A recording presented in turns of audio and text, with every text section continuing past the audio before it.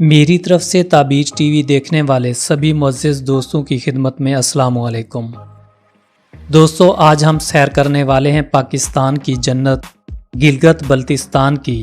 جی ہاں، وہ گلگت بلتستان جس کی حسین وادیاں اور سریلی آبشاریں دیکھنے والوں کے دل و دماغ پر ایسا سحر طاری کرتی ہیں جو شاید صرف جنت کے کسی ٹکڑے میں ہی مل سکتا ہے۔ میں آج کی اس ویڈیو میں آپ کو گلگت کی حسین و جمیل وادیوں کی سیر و سیاحت اور اس خطے میں پائے جانے والے دنیا کے بلند و بالا پہاڑوں کے متعلق مفید معلومات فراہم کروں گا، جو آپ کی دلچسپی اور معلومات میں اضافے کا سبب ہوں گی۔ لیکن مزید آگے بڑھنے سے پہلے میں ان تمام دوستوں سے التماس کروں گا جو پہلی مرتبہ ہمارے چینل وزٹ کر رہے ہیں کہ سب سے پہلے ہمارے چینل تعبیر ٹی وی کو سبسکرائب کر کے گھنٹی کے بٹن کو پریس کر دیں، تاکہ ہماری طرف سے اپلوڈ کی جانے والی ہر نئی ویڈیو کا پیغام آپ کو بلا تاخیر ملتا رہے۔ دوستو، گلگت بلتستان پاکستان کے شمال میں واقع ایک انتہائی خوبصورت اور حسین و جمیل خطہ زمین ہے۔ دنیا پر موجود جنت کا یہ ٹکڑا پاکستان کے حصے میں آنا پاکستانیوں کی خوش قسمتی ہے، اور بہت بدقسمت ہیں وہ لوگ جنہیں یہ وادیاں، یہ منظر دیکھنا نصیب نہیں ہوا، اور ان سے زیادہ بد نصیب ہیں وہ لوگ جو اس جنت کو چھوڑ کر یورپی اور دیگر ممالک میں سیر و تفریح کے لیے جاتے ہیں۔ اللہ رب العزت نے اس خطے کو ایسی انمول چیزوں سے نوازا ہے جو پوری دنیا میں آپ کو نہیں ملیں گی۔ دوستو، گلگت بلتستان کا کل رقبہ 72,971 کلومیٹر ہے، اور اس کی آبادی تقریباً 20 لاکھ نفوس پر مشتمل ہے۔ گلگت بلتستان ایک محدود خود مختار علاقہ ہے جس کا دارالحکومت شہر گلگت ہے۔ گلگت بلتستان کا پرانا نام شمالی علاقہ جات تھا، لیکن 2009 میں صدر آصف علی زرداری نے ایک آرڈیننس کے ذریعے اس کا نام تبدیل کر کے گلگت بلتستان مقرر کیا تھا۔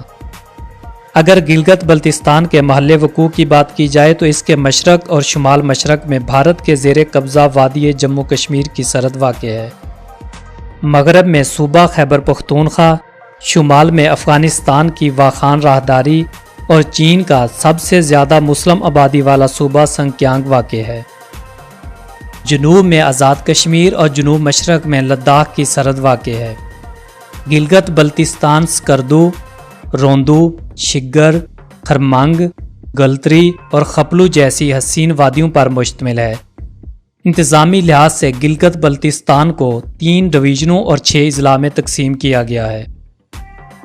یہ خطہ زمین اپنے خوبصورت نظاروں، حسین جمیل وادیوں، بلند و بالا پہاڑوں اور مختلف نسل اور ان کے مختلف رسم و رواج کی بدولت ہمیشہ ملکی اور غیر ملکی سیاحوں کی دلچسپی کا باعث رہا ہے۔ گلگت بلتستان ہی وہ سرزمین ہے جس پر دنیا کی بلند و بالا چوٹی ماؤنٹ ایوریسٹ کے بعد دنیا میں دوسری بلند ترین چوٹی K2 واقع ہے۔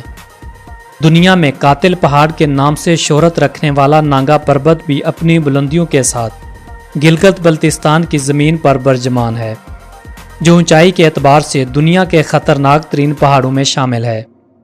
گلگت بلتستان میں 50 کے قریب ایسی چوٹیاں موجود ہیں جن کی اونچائی 23,000 فٹ سے زیادہ ہے۔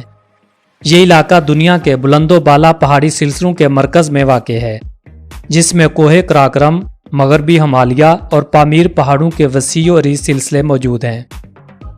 وادی ہنزا سے تعلق رکھنے والی سمینا بیگ واحد پاکستانی خاتون اور ماؤنٹ ایوریسٹ پر چڑھنے والی تیسری پاکستانی، جبکہ 21 سال کی عمر میں ایوریسٹ پر چڑھنے والی سب سے کم عمر مسلمان خاتون ہیں، اور وادی سکردو سے تعلق رکھنے والی حسن پارا واحد پاکستانی خاتون ہے، جو دنیا کی بلند ترین چوٹی ماؤنٹ ایوریسٹ کو سر کرنے کے علاوہ K1، K2، نانگا پربت اور براڈ ماؤنٹ کو سر کرنے میں کامیاب ہوئی۔ دوستو، قطبی علاقوں کو چھوڑ کر دنیا کے 3 طویل ترین گلیشیئر بھی گلگت بلتستان میں پائے جاتے ہیں، جن میں بائفا گلیشیئر، بلٹور گلیشیئر اور بطورا گلیشیئر شامل ہے۔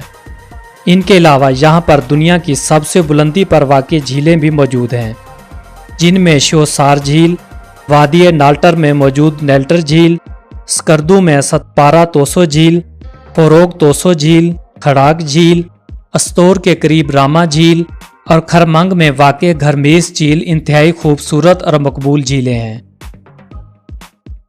دیوسائی میدان تبت کے بعد دنیا کا دوسرا بلند ترین قومی پارک ہے، جسے 1993 میں قومی پارک کا درجہ دیا گیا تھا۔ یہ میدان 5000 مربع کلومیٹر رقبے پر واقع ہے۔ یہ اسکردو کے جنوب اور لداخ کے مغرب میں واقع ہے۔ یہ علاقہ 9 مہینے تک برف کی چادر اوڑھے رکھتا ہے اور خاص طور پر سردیوں کے موسم میں استور اور گلگت بلتستان کے دیگر علاقوں سے منقطع رہتا ہے۔ دنیا کی بلند ترین روڈ شاہراہ قراقرم بھی اسی علاقے سے گزرتی ہے، جس کی سطح سمندر سے اونچائی 15,397 فٹ ہے۔ یہ روڈ چائنا سٹی کاشغر سے پاکستانی شہر حسن ابدال تک آتی ہے۔ شاہراہ قراقرم پر لینڈ سلائڈنگ ایک عام سی بات ہے۔ شاہراہ قراقرم پر سفر کرنے والے ان خطرات سے اچھی طرح واقف ہوں گے۔ راولپنڈی اسلام آباد سے گلگت بلتستان کا سفر تقریباً 20 سے 24 گھنٹوں پر مشتمل ہے۔ پاکستان انٹرنیشنل ایئر لائنز کے ذریعے گلگت ایئرپورٹ اور بے نظیر انٹرنیشنل ایئرپورٹ کے مابین روزانہ ایک فوکر طیارے F-27 کی فلائٹ چلائی جاتی تھی، جو تقریباً 50 منٹ دورانیے کی ہوا کرتی تھی۔ یہ پرواز دنیا کے خوبصورت ترین مقامات سے گزرنے والی فلائٹس میں سے ایک تھی۔ یہ پرواز ناگا پربت کے اوپر سے گزرتی تھی، لیکن 2006 میں ملتان میں حادثے کے بعد F-27 کی پرواز کو ختم کر کے ATR-42 طیارے کو اس روٹ پر چلایا گیا۔ PIA اسکردو اور اسلام آباد کے درمیان بوئنگ 737 کی باقاعدہ پروازیں بھی چلاتی ہے۔ سردیوں میں دھند اور برف باری کی وجہ سے یہ پروازیں اکثر کئی دن کی تاخیر کا شکار بھی ہو جاتی ہیں۔ گلگت بلتستان کا موسم علاقائی لحاظ سے مختلف ہوتا ہے۔ خطے میں پہاڑی سلسلے موجود ہونے کی وجہ سے مختلف علاقوں میں موسمی تبدیلیاں رونما ہوتی رہتی ہیں۔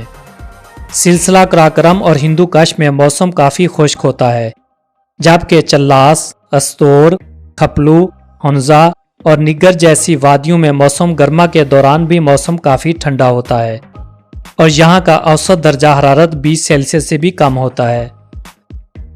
گلگت بلتستان کی زیادہ تر آبادی قومی، نسلی اور مذہبی فرقوں کی بنیاد پر منقسم ہے۔ اس خطے کے بڑے اور مشہور نسلی گروہوں میں بلتی، شنزی، لشکن، کشمیری، کاشگری، پامیریز، پٹھان اور کوہستانی شامل ہیں۔ گلگت بلتستان سے تعلق رکھنے والے کافی بڑی تعداد میں پاکستان کے مختلف علاقوں میں رہائش پذیر ہیں۔ خاص طور پر کراچی میں گلگت سے تعلق رکھنے والے لوگوں کی بہت بڑی تعداد موجود ہے۔ اردو گلگت بلتستان کی قومی اور سرکاری زبان ہونے کا درجہ رکھتی ہے۔ یوں تو اس خطے میں بہت سی مختلف زبانیں بولی جاتی ہیں۔ انگریزی زبان سکولوں میں تعلیمی مقاصد اور عربی زبان مذہبی تعلیم کے لیے استعمال کی جاتی ہے۔ بلتی، شینا اور بروشکی اس خطے میں سب سے زیادہ بولی جانے والی زبانیں ہیں۔ گلگت بلتستان کی 99% سے زیادہ آبادی مسلمان ہے، جن میں اکثریت شیعہ مسلم کی ہے۔ گلگت بلتستان کے ضلع اسکردو میں سب سے زیادہ آبادی شیعہ مسلمانوں کی ہے، جبکہ دیامیر اور استور اضلاع میں سنی مسلمانوں کی اکثریتی آبادی رہائش پذیر ہے۔ گلگت بلتستان کی ثقافت میں مختلف نسلوں کا مرکب شامل ہے۔ اس سرزمین کی بڑی ثقافتی تقاریب میں Shandur polo festival, Babusar festival, جشن بہارا اور اولڈ مین ڈانس ہے۔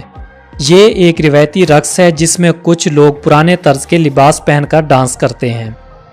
اس خطے کی معیشت بنیادی طور پر روایتی اور تاریخی روٹ شاہراہ ریشم پر مبنی ہے۔